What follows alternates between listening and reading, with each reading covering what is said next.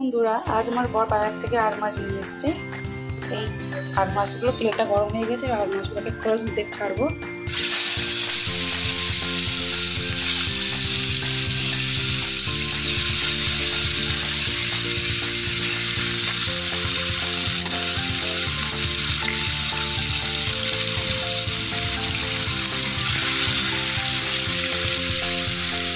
আর মাছ বানানোর জন্য আমার লাগবে আলু, পেঁয়াজ, টমেটো, কাঁচা লঙ্কা, ধনেপাতা, আদা, রসুন বাটা।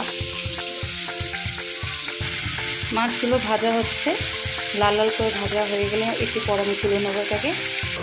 দেখো বন্ধুরা, মাছগুলো ভাজা হয়ে গেছে। এবার আমি তেলের মধ্যে আলু ভাজবো। আলুগুলো দিয়ে দিলাম।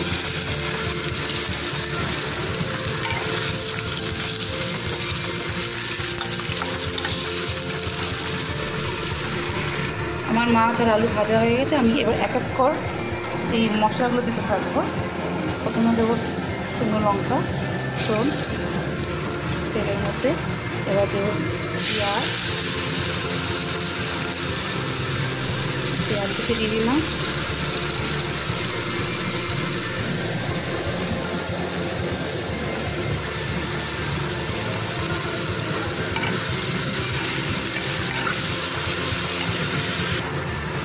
পেঁয়াজ লাল লাল ভাজা হয়ে যাওয়ার পর আমি দেবো টমেটো কুচি, কাঁচা লঙ্কা কুচি,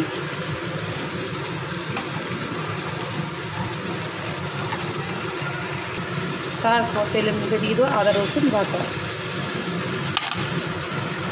আমি মশলার মধ্যে দিলাম হলুদ, নুন আর গুঁড়ো লঙ্কা। ভালো করে তাকে মিশিয়ে নিয়ে গ্রেভিটা করলাম। এই গ্রেভি রেডি হয়ে গেছে। এই গ্রেভির মধ্যে আমি মাছগুলো আর আলু, ভাজা আলুটা দিয়ে দিলাম। দিয়ে এটাকে ভালো করে কষবো। এটা সমুদ্রের মাছ, এটাকে ভালো করে না কষলে টেস্ট হয় না।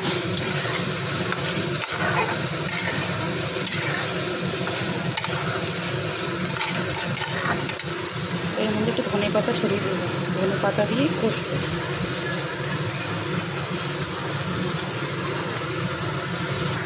ভালো করে কষে এটাকে আমি চাপা দিয়ে দেবো।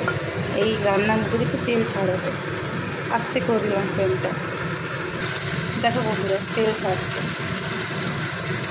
এবার আমি এর মধ্যে সামান্য অল্প জল দিয়ে একটুখানি গরম মশলা দিয়ে দেবো।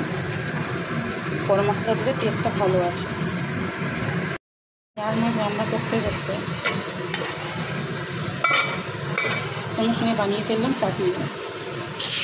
চাটনি বানাতে হলে কাঁচা আম লাগবে, টমেটো লাগবে। বন্ধুরা, কেমন হয়েছে কমেন্ট করে জানাবেন।